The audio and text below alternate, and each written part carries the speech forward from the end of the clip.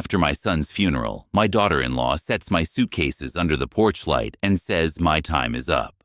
At the will reading, she laughs and swears I'll get nothing. The lawyer smiles, taps a line, and says, "There's one more clause."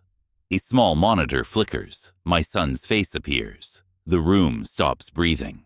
When the video ends, she goes pale and collapses into her chair. That's the moment I learned love can plan farther than greed, and that some doors close only so the right one opens. Tight grip on a funeral program, wind lifting its corner, a key turning, a door blocking me, a finger resting on a clause that changes everything. Before we continue, please subscribe and tell us what time it is where you're watching from. We love hearing from folks across the US. Stay with me, because what he recorded decided who kept the house. Horace Grant's mornings were always measured in small rituals. The hum of the coffee pot in his modest kitchen signaled the day beginning. He carried the steaming mug to his workshop, where tools sat in squared rows, each one labeled and placed with an engineer's precision. The smell of sawdust and oil clung to the air, comfort rather than clutter. On the wall above the workbench, pinned carefully under glass, hung 3 snapshots of his son Dennis. One at age 8, holding up a crooked purple airplane they'd built together, glue still smudged on his fingers. Another from a Sunday dinner years later, his smile lit by candlelight, leaning close to his father in laughter.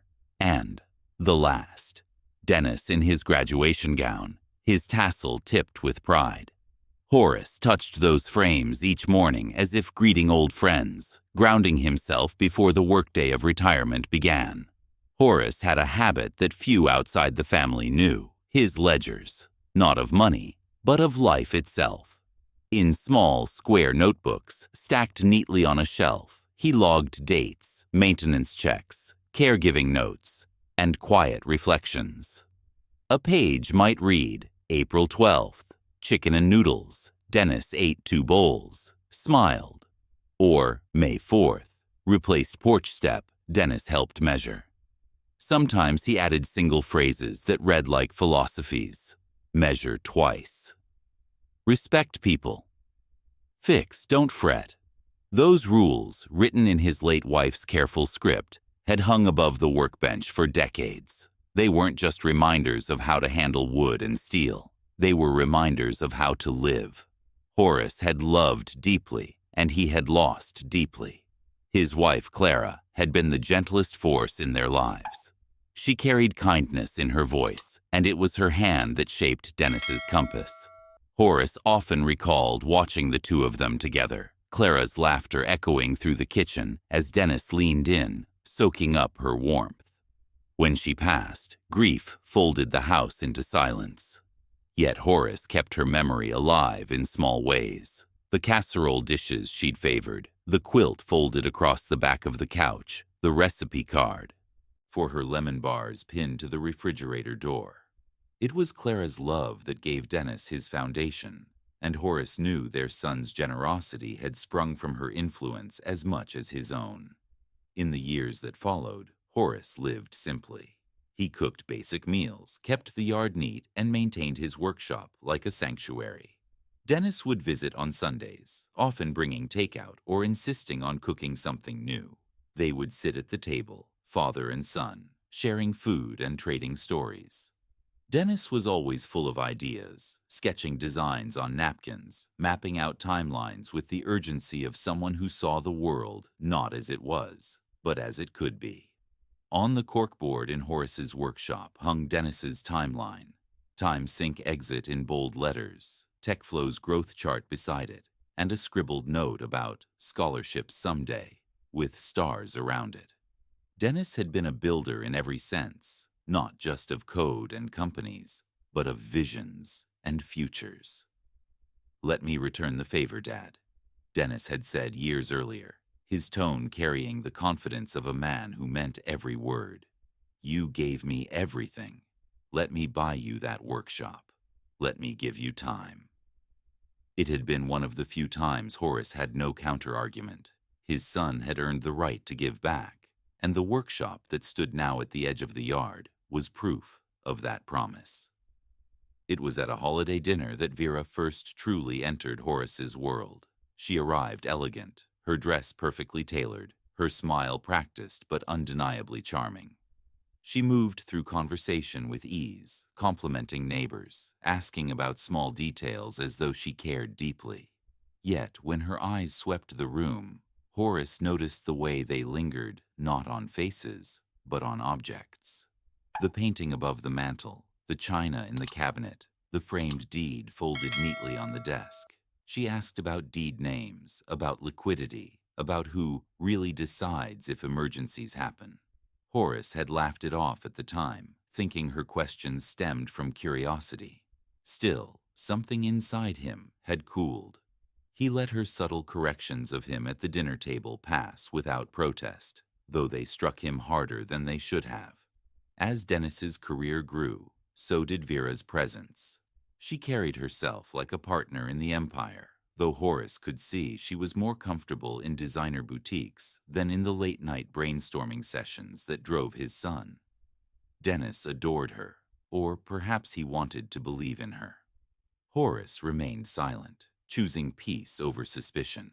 He told himself Clara would want him to trust until he had reason not to. When the diagnosis came, silence was no longer an option. Dennis's world contracted to treatments, scans, and fragile recoveries. Horus moved into the guest room, his routines reshaped by caregiving. He set alarms for 3 a.m. medication, drove Dennis to chemotherapy sessions, and learned how to cook bland meals his son could stomach. The notebook filled with new lines. Morphine 10 milligrams, 2:15 a.m. Weight down another 3 pounds. Silent drive, hand squeeze. While Horus gave himself fully to the rhythm of care, Vera gave herself to planning. She carried the posture of someone too busy to notice the present. Whispers reached Horus's ears about reorganizing the company later, words that struck like shadows against the light of his son's fight. Yet Dennis was still Dennis. Even in pain, he planned. On a whiteboard in his office, he had drawn if-then contingencies, mapping paths as if his illness were another business problem to solve. Horus had caught him meeting quietly with Leonard Baxter, the family attorney. "Trust him," Dennis had said with a calm that steadied even as his body weakened. "Trust Leonard." Those words would echo later, but at the time, they were simply one more entry in the ledger of love and preparation.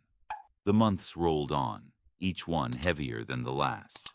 Horus carried the weight without complaint, but he noticed the absence of Vera in the small hours. She was often working late, too upset to watch, or managing things from another room. It was Horus who held Dennis when the nausea racked his body. It was Horus who lifted him from bed to chair, who steadied him on the way to the bathroom, who whispered encouragement when Dennis's strength failed. Vera appeared when visitors came, her mask of devotion polished and convincing, but Horus saw the cracks. Martha Ellis, a longtime family friend, observed it too. "When grief comes, character speaks," she said one afternoon, her hand resting on Horus's arm as Dennis slept upstairs. Tom Riley, Dennis's business partner, nodded grimly at another dinner. "Dennis documents everything. He never leaves loose ends." The words lodged themselves in Horus's mind. They were foreshadowing of truths he could not yet see. For now, Horus kept his head down and did the work. He brewed coffee, he logged notes in his ledger, he checked tools, he cooked meals, he held his son's hand. In the quiet of his workshop at night, he would sometimes sit with Dennis's photographs, running his thumb along the edges as though smoothing creases in time itself. Warmth filled him when he remembered the boy with glue on his fingers and determination in his eyes. Pride swelled when he recalled Dennis's brilliance as a man, reshaping industries with the same stubborn creativity. But in those late-night silences, unease stirred too.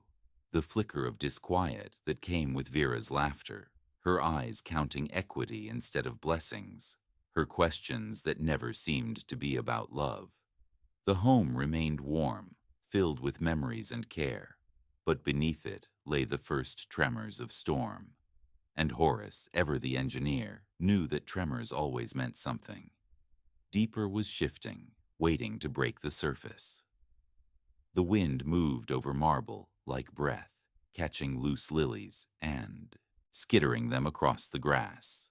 Horus stood by the fresh soil, the funeral program soft in his palm. Vera's phone lit her face an eerie blue, her thumb working as if the screen were more urgent than the name carved in stone. Conversations thinned, then stalled. When she looked up, the words cut the cold air and stopped everyone. Now everything is mine. Horus's chest tightened, but his voice stayed steady. We just buried my son. He was my husband, Vera answered, each syllable clipped. And this is my life now. She tucked the phone away and glanced toward the curved road. Vera angled toward the parking area, heels biting the walkway. I have calls to make. Let's not drag this out. The last prayer had barely settled into the wind. Horus folded the program and slipped it into his jacket. He wanted to say more, but the plea would have nowhere to land. Vera was already halfway to the silver Mercedes. Horus followed at a distance. The drive back to Evston was a silence that burned. Vera did not turn on the radio. She did not ask if he was ready. She did not speak until the mansion appeared and the headlights caught 3 suitcases under the porch light. What are those? Horus asked, though the answer sat heavy in his stomach. Your belongings, Vera said. Efficient fits inside 3 cases. She parked and stepped out. At the door, she produced a manila folder and slid out 3 pages, her voice shifting into business. Room rental agreement, month to month. Landlord Dennis Grant, tenant Horus Grant. Automatic termination upon death of landlord. You've been living here as a courtesy. That courtesy has expired. Horus stared at the paper without taking it. This is our home, he said, hearing the foolishness of our the instant it left his mouth. This house is my legal property, as the surviving spouse, she replied, holding the paper like a citation. The lease ended this morning. Please remove your things. She set the folder on a hall table, then stood in the doorway, arms folded, blocking the warm light. Vera, we just buried Dennis. Exactly, she said. The terms are clear. Don't make this difficult. This is private property. Her finger tapped the deadbolt in a small, impatient rhythm. Horus looked past her into the entryway. The runner still ran the hall. Dennis's framed patent letter hung to the right. Through the kitchen window, he could see the workshop he and Dennis had christened with coffee and laughter, the overhead light now dark. He pulled his gaze back and nodded once, because arguments were useless against a heart like hers. He carried the first suitcase to the Honda, the wheels thudding over the seam of the porch step. The air had that metallic edge that comes after sunset. He lifted the second case and felt the same strain he'd felt at 3 a.m. when Dennis needed turning. The third case rolled crookedly. He righted it and kept going. Vera watched from the threshold, expression unreadable, except for a quick glance at her watch. He went. Back for the small box he hadn't noticed at first, taped shut and labeled miscellaneous. Inside, wrapped in a dish towel, lay the old purple model airplane. The wing bore Dennis's uneven paint from a childhood afternoon. Horus smoothed the towel back around it as though tucking in a child, then closed the lid and added it to the back seat. Is that everything? Vera asked. Everything you've put on the steps, he answered. She leaned forward, pressed the deadbolt with a soft click, and lowered her voice. Do not return without an appointment. This is private property. The repetition landed like a stamp. Horus stood for a breath longer, memorizing the sound of the porch light hum and the faint smell of lemon cleaner. Then he opened the driver's door. His hands shook as he set the key in the ignition. The Midwest Inn's neon vacancy sign flickered against the windshield an hour later. The room key dragged against the metal slot before the lock accepted it. Inside, thin towels and the whine of an ice machine through the wall made the room feel borrowed. He set the suitcases along the dresser and pulled the manila folder from his coat, laying the rental agreement on the bedspread like evidence he did not yet know how to refute. He read the clauses once, then again. The language was dry and complete, with dates that matched a timeline he recognized. Dennis's signature looked real. The clause about termination upon death sat in the center like a rivet. Horus rubbed the corner of the paper until his thumb warmed the fibers. He poured hot water over a packet of instant coffee and watched the crystals dissolve. The workshop floated in his mind, bright as if the light were still on. He pictured the pegboard with each wrench outlined in marker, the small stack of cedar slated for a shelf they had planned but never built, the stool where Dennis sat when even sitting was work. In the silence, the sound he heard most clearly was the door latch back at the house. Click. A small sound that ended one life and began another. Horus rested his palm over his ledger notebook on the nightstand. The last line he had written, days earlier, read simply, "Held his hand through the night." In the echo of the ice machine's drone, he heard his son's voice as it had sounded before the illness took the bass from it. "Dad, I take care of the people who take care of me." He opened his eyes, and the room sharpened back into focus. The humiliation still stood in the doorway of his chest, arms crossed. But it was quieter now. He slid the rental agreement back into the folder and placed it beside the ledger. He breathed in, slow enough to feel the shape of the breath, then let it out the same way. Shock had done its work. Silence had carried its weight. Tomorrow would require steadier hands.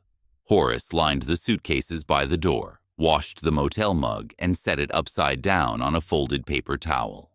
He turned out the light and listened to the highway beyond the curtain, cars slipping past in a long, indifferent stream. Somewhere out there was the lawyer Dennis trusted. Somewhere in a file was a plan his son had made.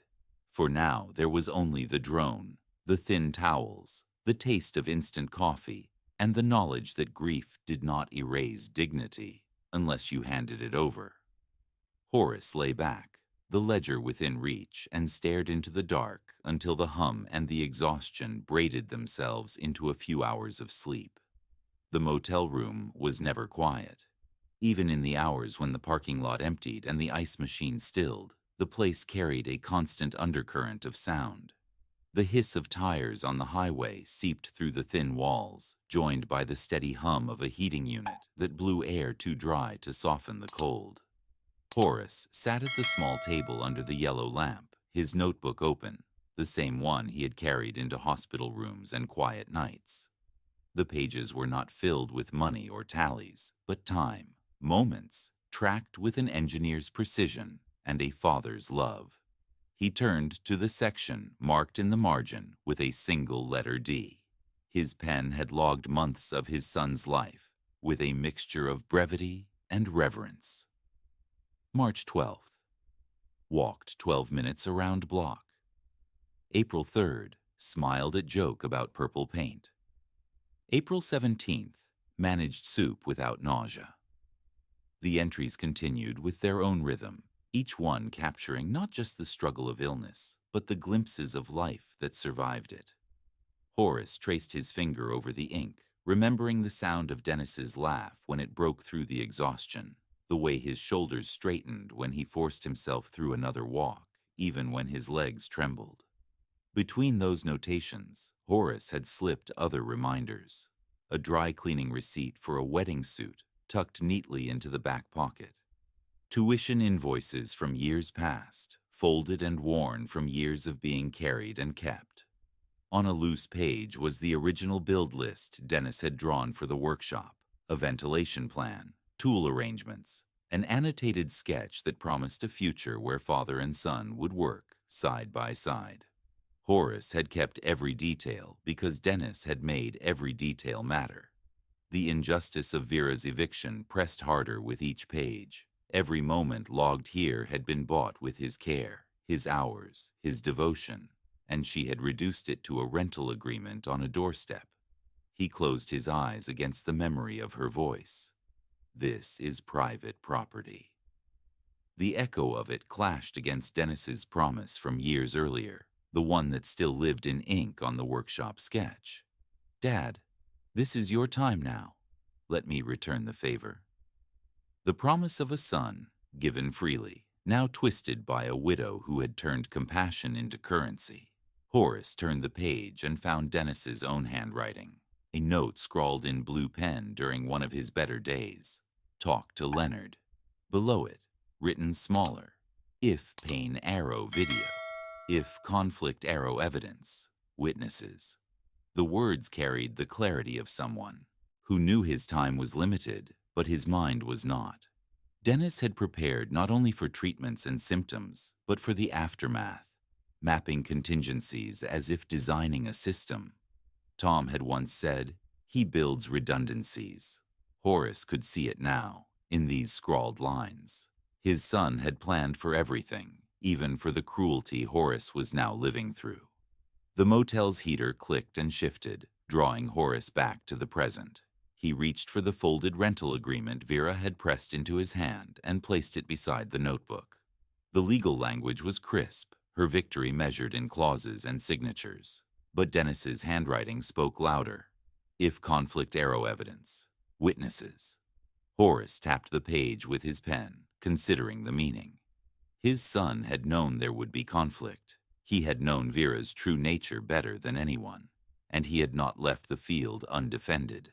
The clock on the nightstand glowed past midnight when Horus reached for the motel phone. The cord coiled tight, the buttons stiff beneath his thumb. He dialed the number on Leonard's business card, the one Dennis had left with him months ago. The line rang 3 times before a calm, professional voice answered. "Baxter and Associates," Leonard speaking.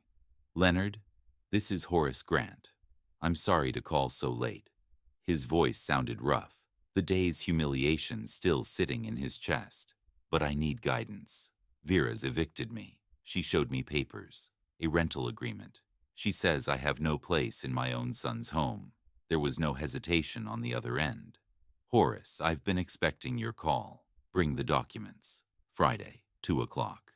We'll read the will together." Horace closed his eyes, relief cutting through his exhaustion. So Dennis did. He planned for this. "Your son was thorough," Leonard said gently. "More thorough than most people I've worked with. We'll make sure you understand everything he intended. For now, rest. You've carried enough." The line went quiet after Horace hung up, but the words lingered. Thorough. He stared at the notebook again, at the scrawled notes about video and witnesses. His son had not left his father defenseless. He had turned his last strength into preparation, the same way he had once turned model airplanes into experiments. Build, test, fail, rebuild.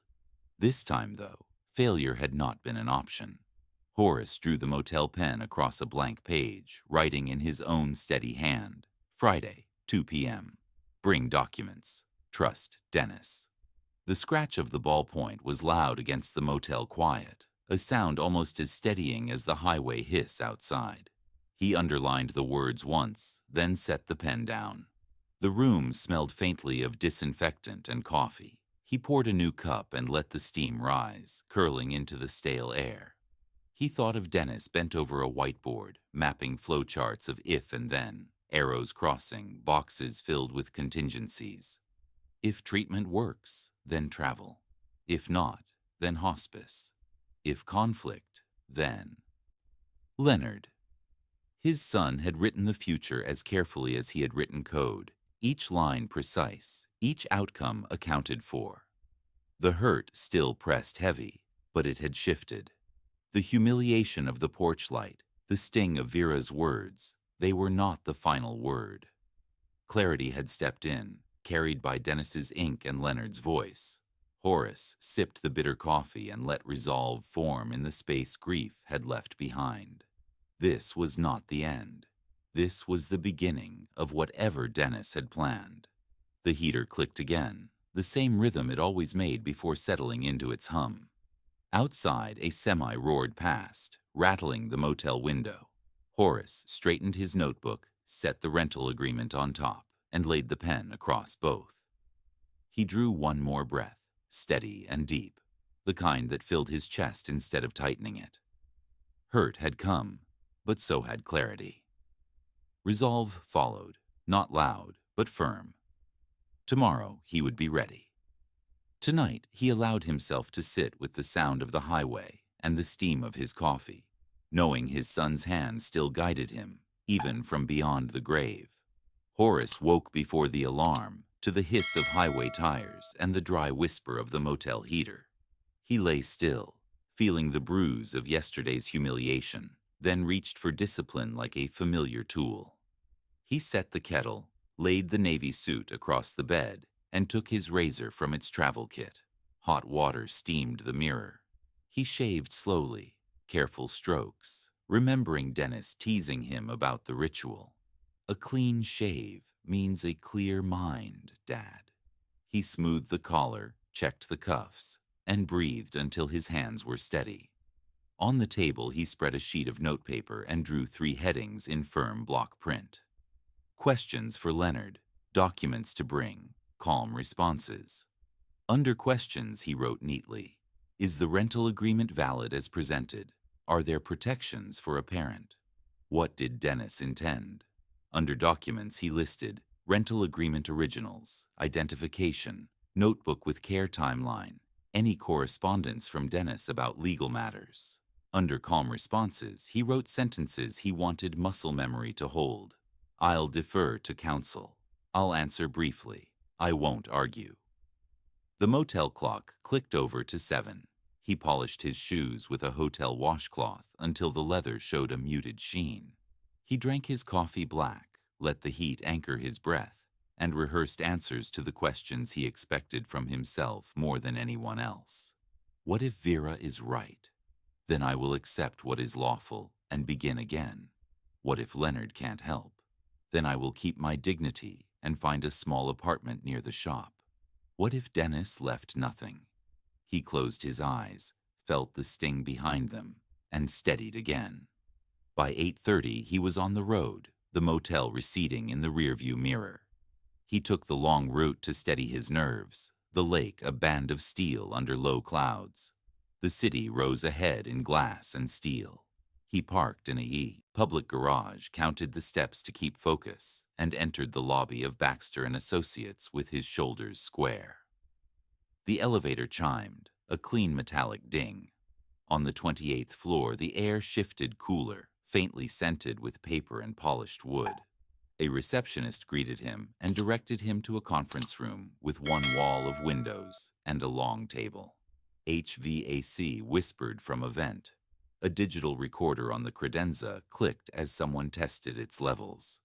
Leonard entered without fanfare, a leather folio in one hand and reading glasses set low on his nose. Horus stood, and the attorney's handshake was firm, grounding. Thank you for coming. May I see what she gave you? Horus presented the manila folder. Leonard removed the pages, scanned the clauses, flipped to the signatures, then back again. He said little. His mouth made the thoughtful line Horus recognized from engineers and surgeons. He stacked the documents and slid them back into the folder with precision. This appears properly formatted, Leonard said at last, tone neutral. There are answers I cannot give before we convene the reading. I will ask for patience. Horus nodded. He could live with patience when it came from competence. Please bring identification to the formal reading, Leonard continued. Friday, 2 p.m., Conference Room A. Witnesses will attend per your son's request. Tom Riley, Martha Ellis. The names landed like ballast. Dennis had chosen people who knew the truth of his life. Leonard slid a small appointment card across the table, the details embossed in clean type. Horus placed it into his wallet behind the photo of Dennis in his cap and gown. He let his breath deepen, slow and even. Thank you, he said. Is there anything else I should do between now and Friday? Rest, Leonard answered. Bring the documents. And if anyone contacts you about property or accounts, refer them to me. He gestured toward the recorder. We run a test before each proceeding to ensure a clear record. You'll see it again on Friday." They walked to the door together. In the hallway, the elevator opened and a parcel cart rattled past, wheels ticking over grout lines. Ordinary sounds, ordinary movements, and yet the world felt sharper, as if focus had snapped into place. Pain had not vanished, but it had been measured. The edges were marked, the next steps drawn. Back in the lobby, Horus paused at a window for a count of 4 breaths. People flowed along the sidewalks. Lake Michigan lay beyond with its winter color. He adjusted his tie and checked the inside pocket where the folded notepaper rested. "I will listen. I will not argue. I will trust my son's planning." Purpose, he thought, is a posture before it is a plan. The elevator dinged again on his way down. He stepped into the lobby, nodded to the receptionist, and returned to the street with a stride that felt closer to himself.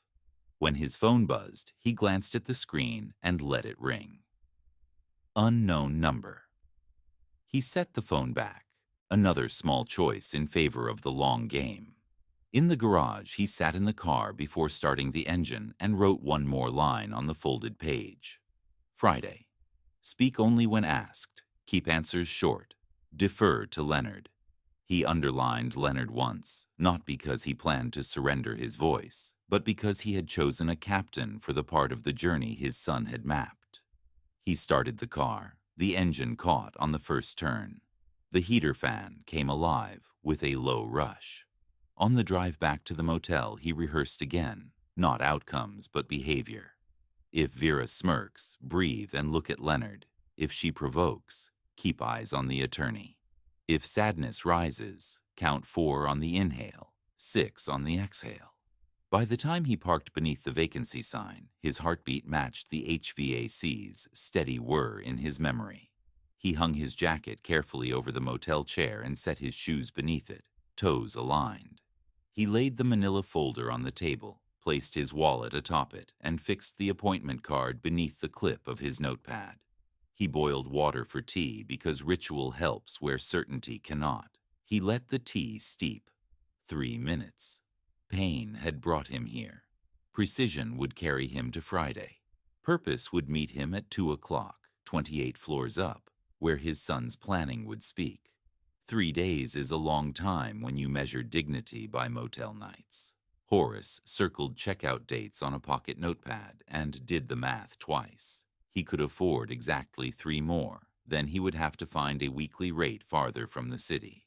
The clerk slid a small blue cooler across the counter that first evening, a folded card tucked under the handle. Inside, wrapped in foil, was a casserole still warm to the touch. The card, written in Martha's practical script, said 2 words: "Stand tall." Tom called the next morning.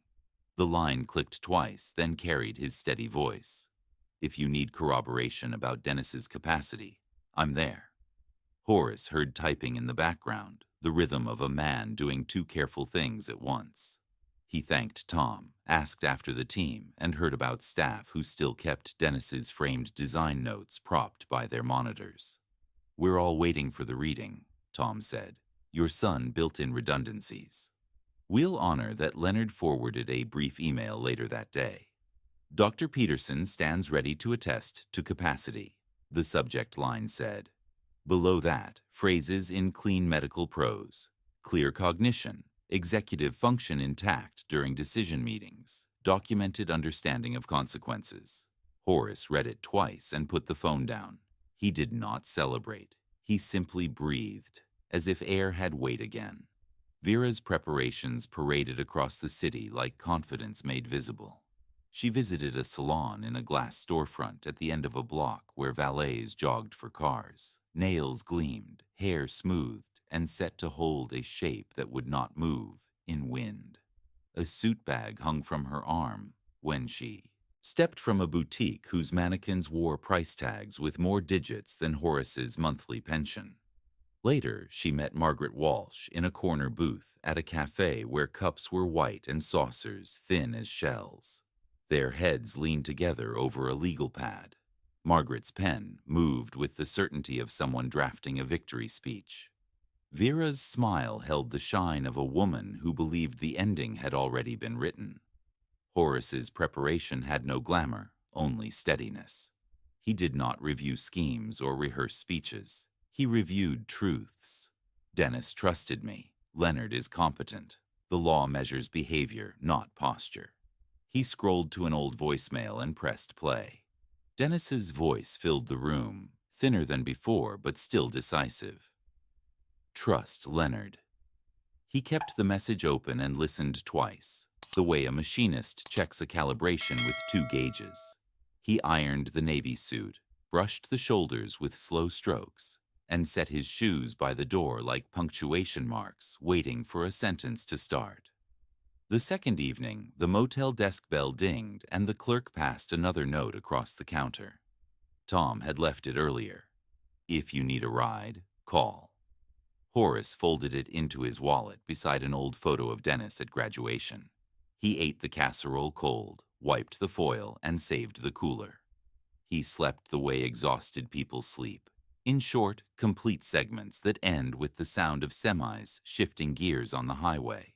Will Day arrived with a sky the color of polished aluminum. The receptionist greeted Horus by name and offered water in a glass with a thin rim. Cameras on compact tripods stood in the corners like quiet witnesses. A red LED winked on the recorder with each test click. Document stacks sat aligned in the center of the table, corners squared, paper clips bright.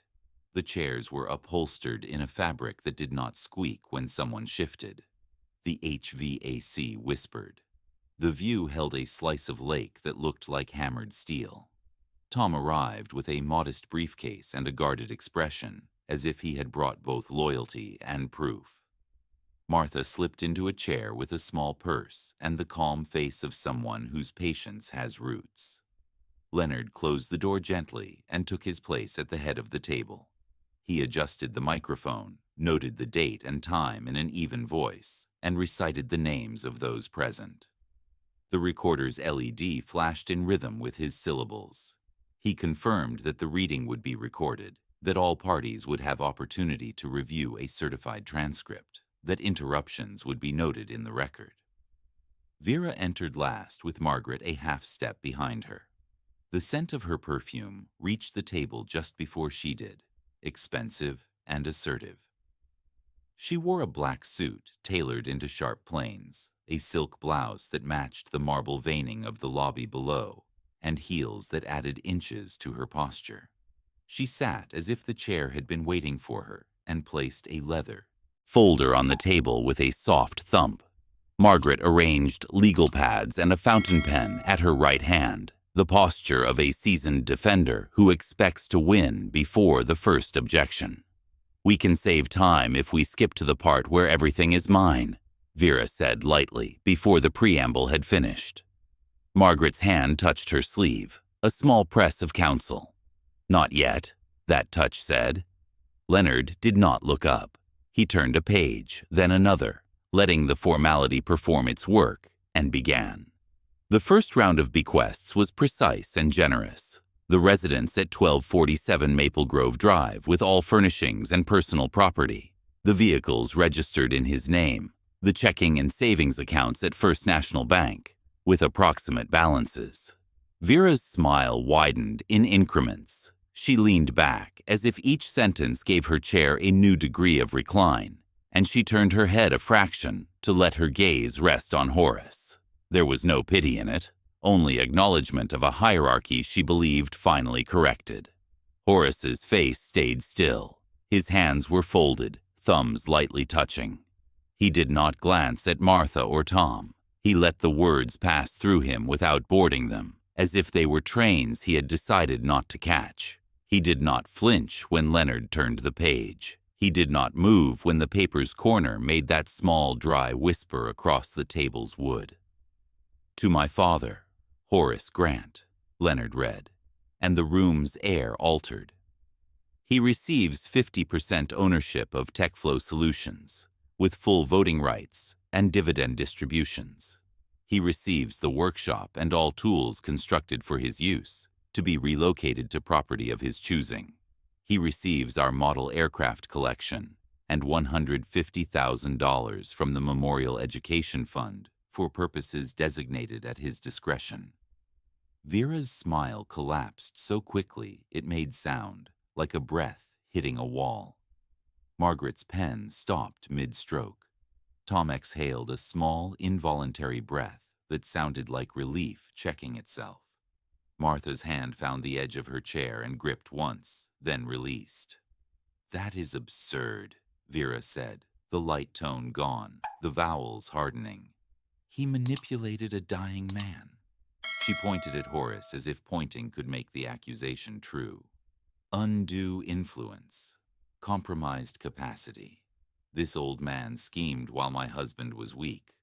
Tom's voice entered the room the way steady rain enters a dry lot, soft but undeniable. Dennis was sharp to the end. He never made an important decision without documenting his reasoning. He gave presentations to investors 6 weeks before he died. He corrected my math on a forecast the week before hospice. If you're implying he didn't understand what he was doing, you didn't know him. Leonard remained cool. "There is more," he said, as if reading the next clause were in the same family as breathing. "I'll ask that we proceed without further interruptions, so the record remains clear." Margaret leaned toward her client and spoke in a voice designed to carry to one person and to the recorder if needed. "We will reserve all objections for post-reading filings."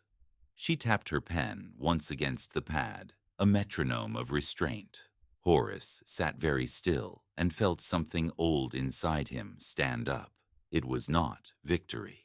It was something like relief with a backbone. He did not look at Vera when she stared at him. He kept his eyes on Leonard's hands, on the page, on the exactness of the moment. Leonard continued the bequests with routine distributions to charities Dennis had supported and a list of small legacy items to colleagues who had become friends. A drafting pencil set to a junior engineer who had shadowed Dennis. A framed whiteboard print of the first-time sync wireframe to the original design team. Each item felt like Dennis shaking hands one last time. The city hummed quietly through the glass, indifferent and enormous. Vera tried again, pushing her chair back a few inches so the legs scuffed quietly. "You expect me to accept that half of my husband's company goes to a retiree with no experience running technology?" She laughed once without humor. "This is a vanity stunt. He will sell it, and strangers will carve up what Dennis built." Tom did not raise his voice, but his words cut cleanly. "The board knows Horus. He attended strategy meetings. He drove Dennis to more than one, sat in the corner, and took notes. He asked good, simple questions that forced clarity. The team trusts him because Dennis trusted him. If there are transitions, they will be made with care. Horus is not a stranger." Margaret scribbled lines that looked like options shrinking. Vera pursed her lips, painted and perfect, and recalibrated her angle of attack. What about the house? What about the cars?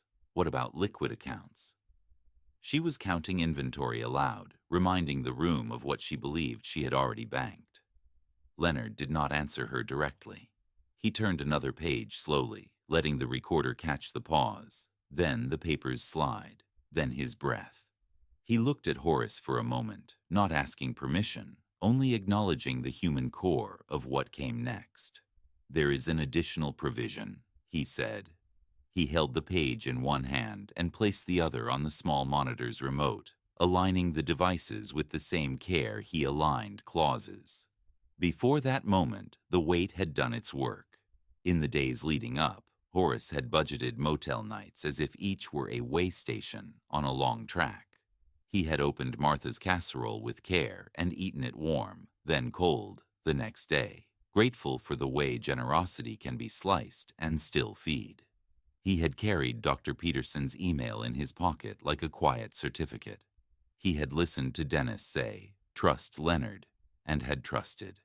He had prayed without words, just breath and posture. He had resolved to let truth do its own speaking, and to hold his tongue until it finished. Vera, meanwhile, had rehearsed triumph.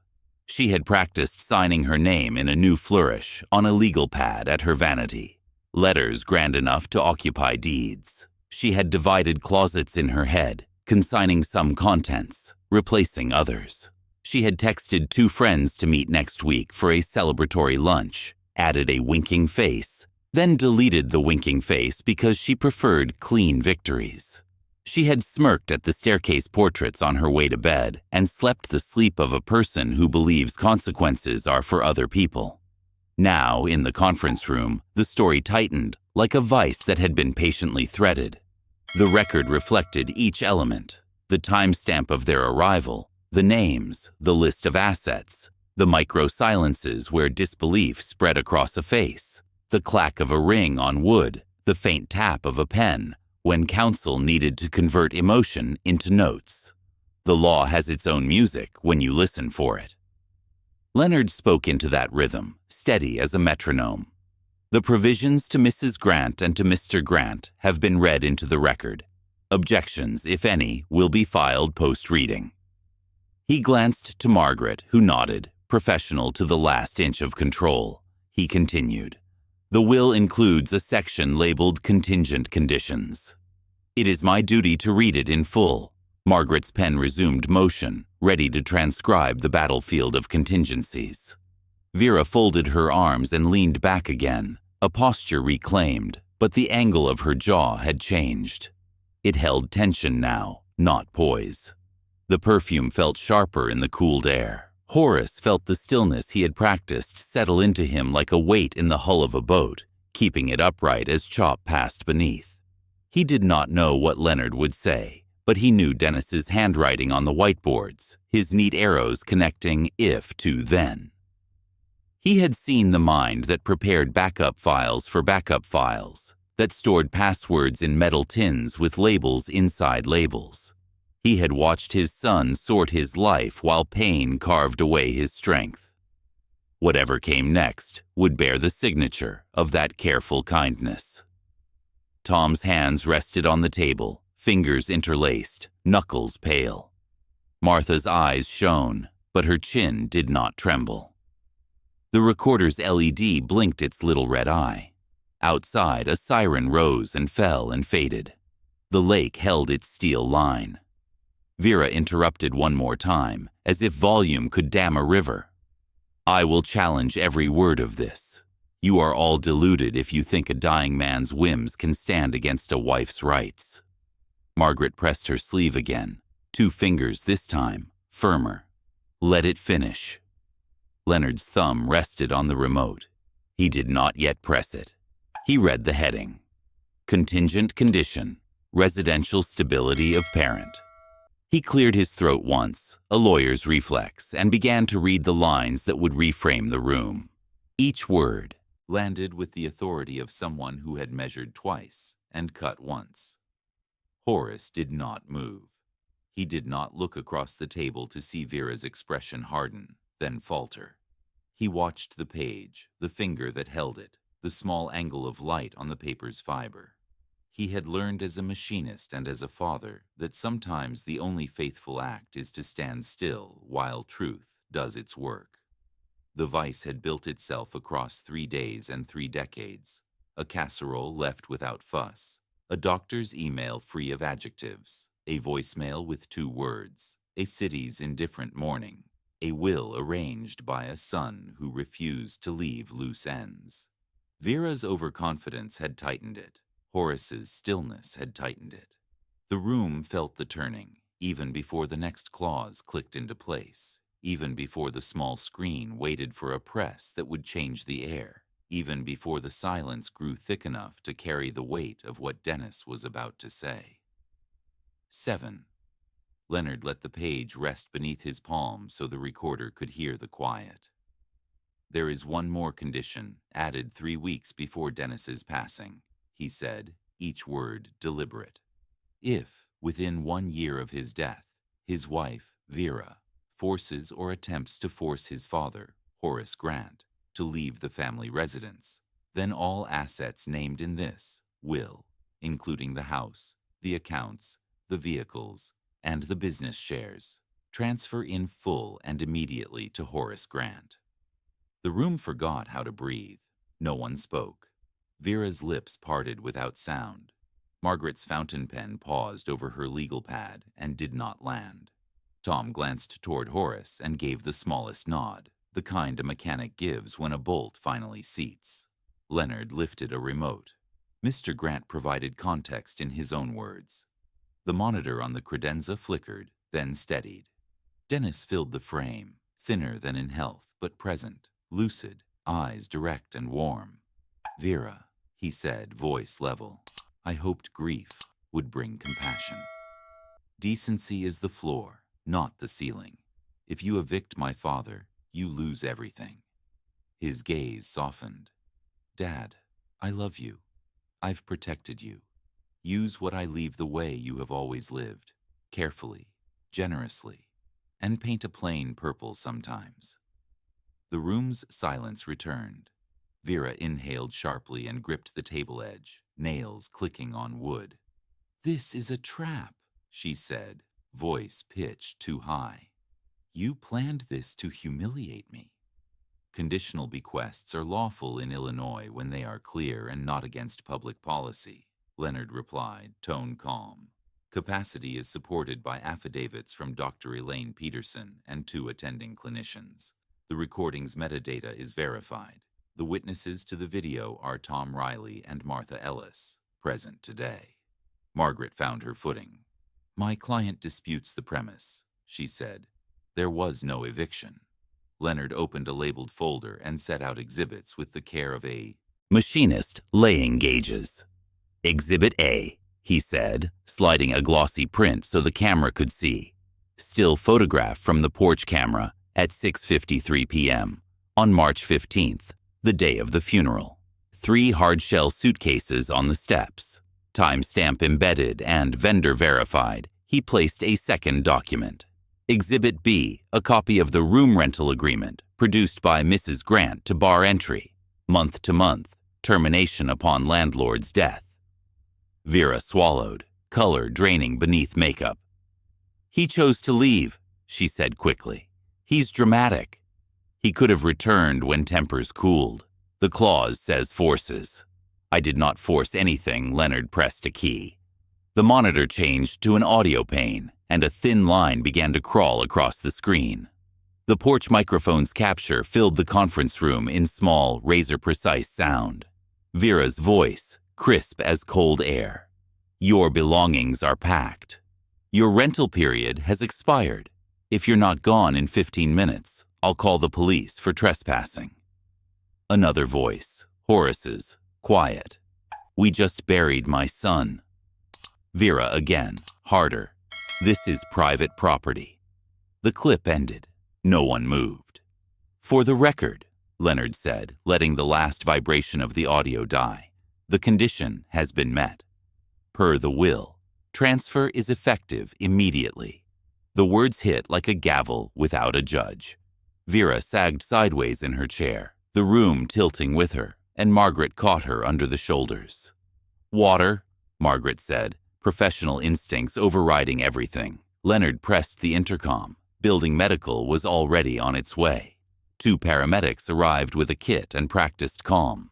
They checked pulse and pressure. They waved a vial under Vera's nose. Color returned. She blinked, focused, found the table, and revived into a thin, angry calm. "Finish," she said, voice scraped thin. "Say the rest." "I have attorneys to call." Leonard stacked the exhibits, laid the affidavits on top, and closed the folder with a tidy click. "The reading is complete," he said. "Filings begin now. A courier will take the deed transfer to the recorder. Notices to banks and the DMV go out this afternoon. TechFlow's board secretary has been notified regarding share transfer and voting rights." Vera forced herself upright. "I will fight you until there is nothing left," she said, and tried to make that sound like strength rather than exhaustion. "You may try," Leonard answered, not unkindly.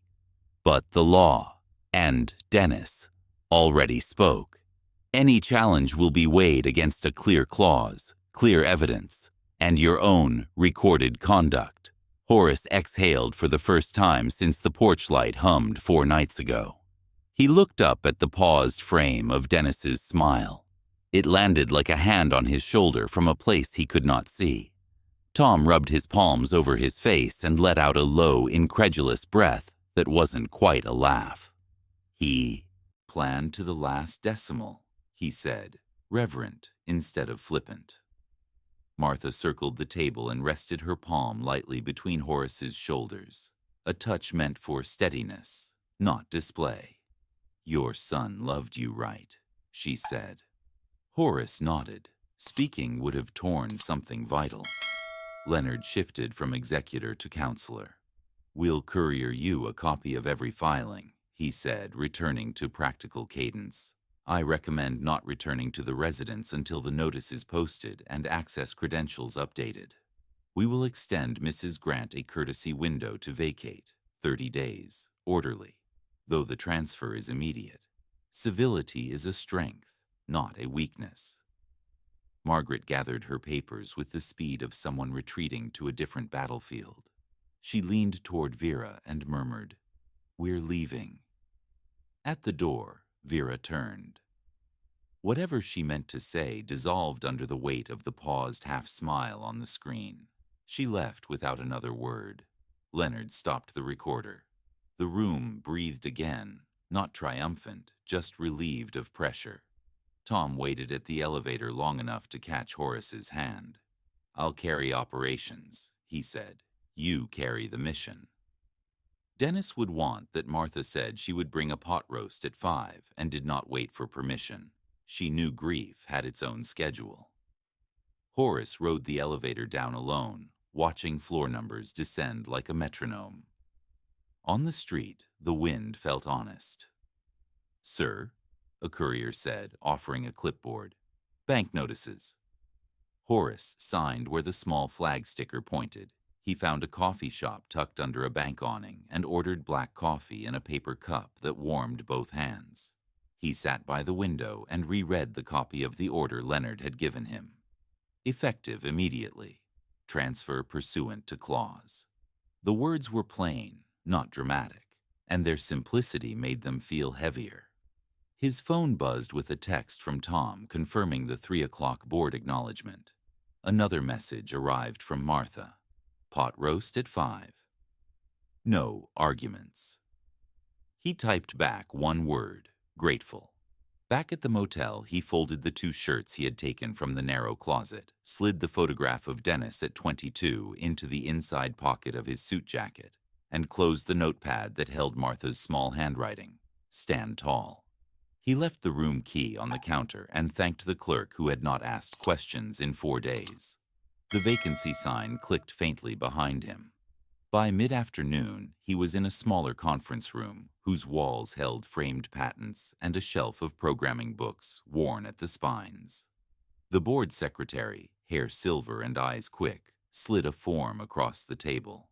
"This acknowledges receipt of certificates representing 50% of outstanding shares and affirms voting rights per bylaws," she said. "Mr. Riley will remain Chief Operating Officer. The chair is yours if you choose it." Horus signed where she indicated and declined the title with a small shake of his head. "Mission over position," he said softly. The secretary smiled like someone who had heard wisdom and filed it usefully. Near dusk, Leonard's paralegal met him at the house with a locksmith and a folder of codes. The notice was taped to the door, bottom corners squared, title bold. The cylinder turned under a careful hand, and new pins set with light metallic taps. No one gloated, no one posed. When the new key rotated, Horus did not step across the threshold. He looked at the hall where Dennis had stood with a backpack after college, where the hospice nurse had once whispered updates in the dim. "Tomorrow," he said quietly. "Not tonight." He drove to Martha's. Pot roast waited on a table covered with a vinyl cloth that had seen graduations, wakes, and 100 ordinary Sundays. Tom arrived with a bottle he claimed paired with comfort. They ate like people who had carried heavy things and set them down without dropping them. They did not talk about Vera. They talked about the first scholarship Dennis had dreamed up on a whiteboard, about students who would hold wrenches and laptops with the same reverence, about work that outlived the hand that built it. When Horus stepped back into the night, his phone showed a voicemail from an unknown number. He listened in the quiet beside his car. "You ruined me," Vera's voice said, then paused long enough for truth to edge in. "No, I ruined me." Another breath. "I'm angry. I will be angry a long time. But he warned me. Exactly. And I chose pride." The message ended on a sound that could have become a sob if pride had not swallowed it. Horus saved the voicemail, not as a weapon, not as a trophy, but as a record that consequence had finally spoken its own name. He drove by the long route where streetlights turn neighborhoods into beads on a string. The air over the lake had that spring cold that smells like metal and thaw. In the mirror of the glass towers, the day folded itself away. Somewhere above, Leonard closed his briefcase with the clean click of work done to tolerance. Somewhere downtown, Margaret opened a new file and began an uncomfortable memo that would translate facts into advice. At the motel desk, the clerk switched the sign from red to dark and stacked the keys. In a kitchen with a vinyl cloth, Martha wrapped leftovers with neat labeled squares of foil. Horus did not go inside the house that night. He sat in the truck a moment longer with his hands on the wheel and pictured Dennis's face on the small screen, thin, lucid, unshaken, speaking sentences that had been both love letter and legal instrument. "If you evict my father, you lose everything."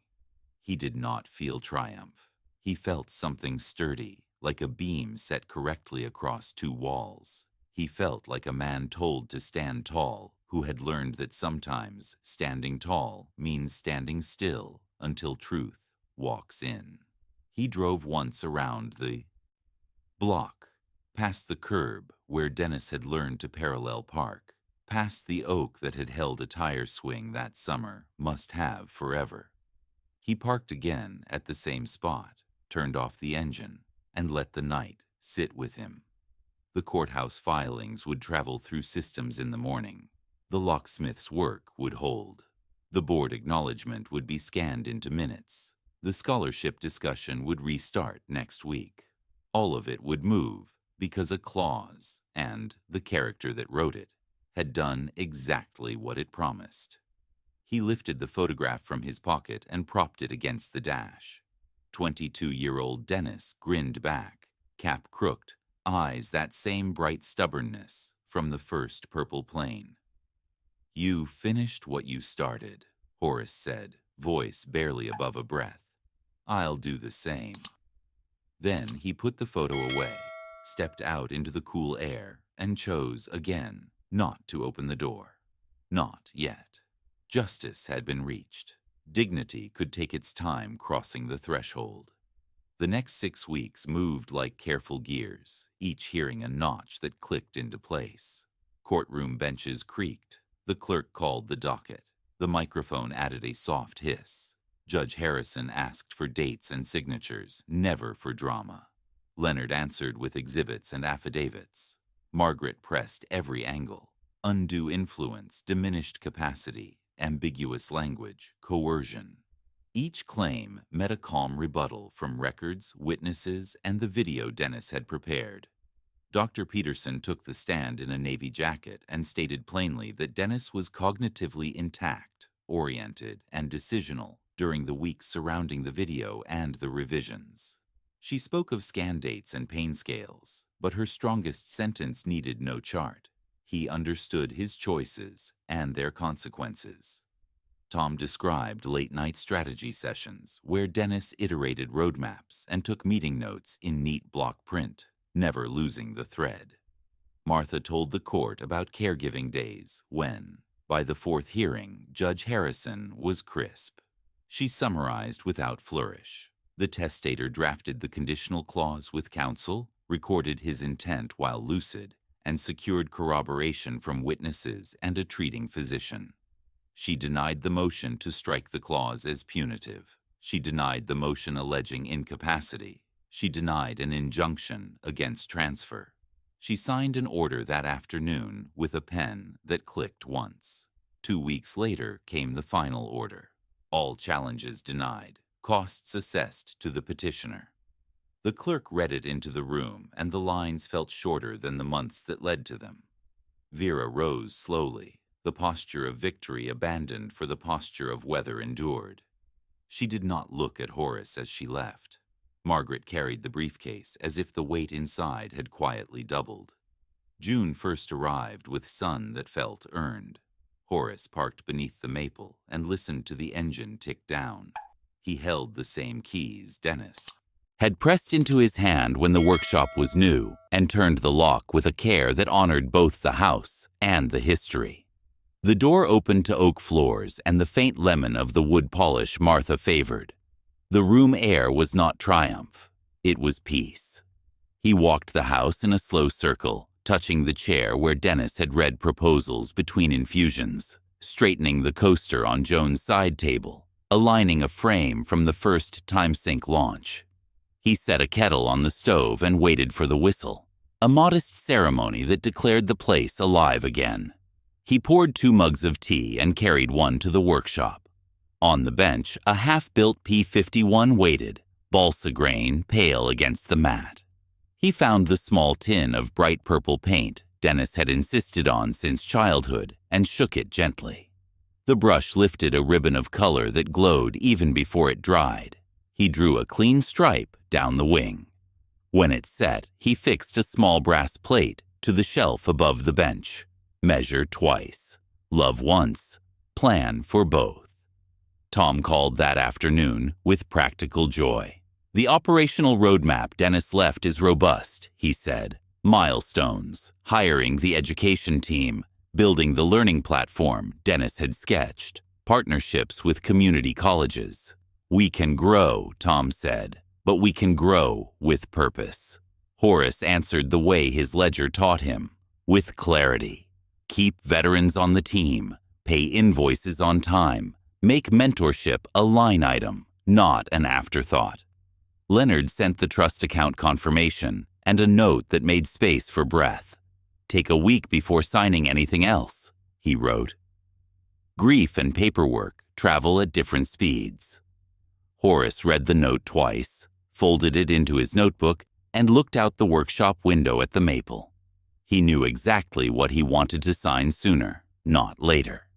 He met with the university that had taken Dennis from a bright high schooler to a builder with big circles on a whiteboard.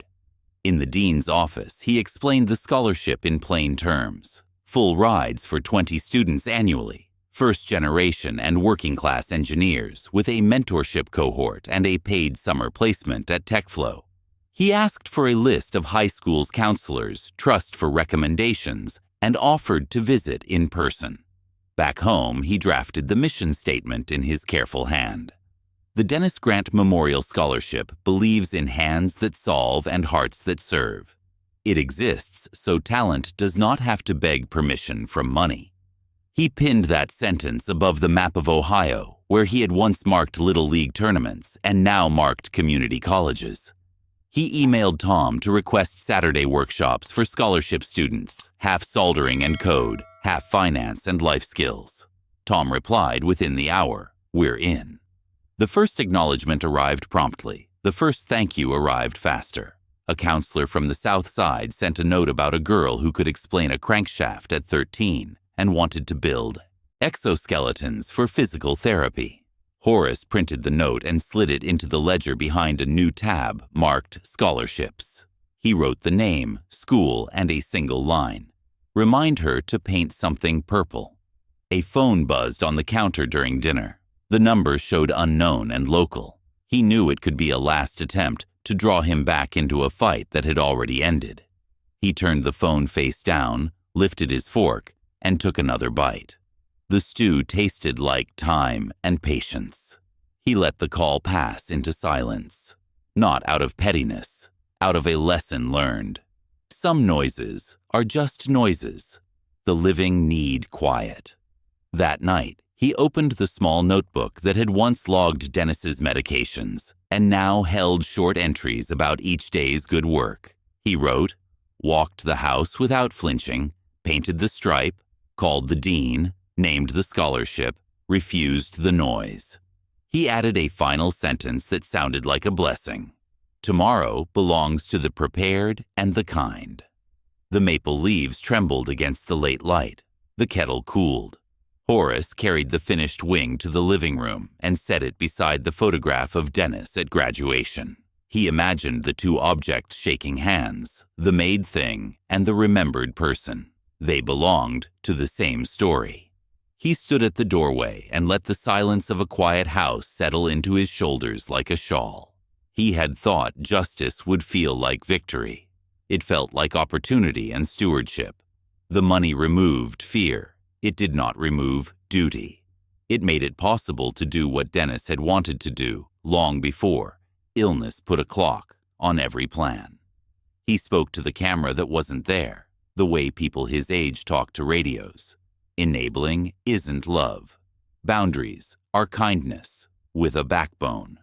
My son planned with love, and that plan told the truth when I couldn't.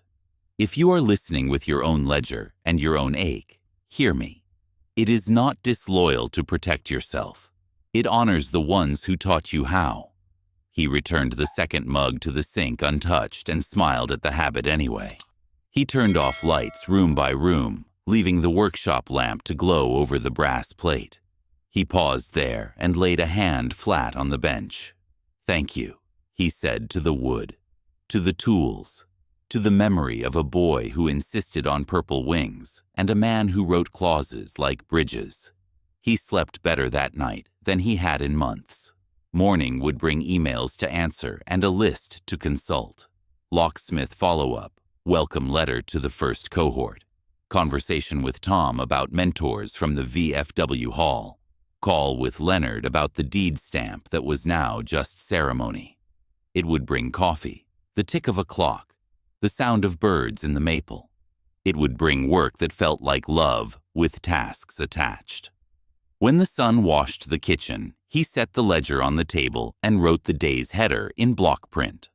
Under it, he added a phrase he would recopy until it became muscle memory. No further advances without respect. Boundaries protect love. He signed and dated the line. Then he opened the door, breathed the light, and stepped into a future his son had built and he would maintain forward. If this story touched you, if it reminded you of the strength it takes to hold a boundary when others try to erase you, please subscribe, like, and share it with someone who needs to hear it. Every time you share these stories, you help another person understand that love without respect is not love at all, and that boundaries protect more than pride. They protect dignity, memory, and even future generations. Tell us in the comments, have you ever had to draw a line with family, even when it hurt? What happened, and how did you find your footing again? Your voice may be the one that gives courage to someone else who feels alone tonight. Think about what Horus lived through. He gave months of caregiving, sleepless nights, quiet discipline, and patience, only to be dismissed at his son's graveside with suitcases and a legal technicality. He endured public humiliation on the day of his greatest loss. And yet, he didn't answer cruelty with cruelty. He trusted the planning of his son, the precision of truth, and the law that turned paperwork into justice.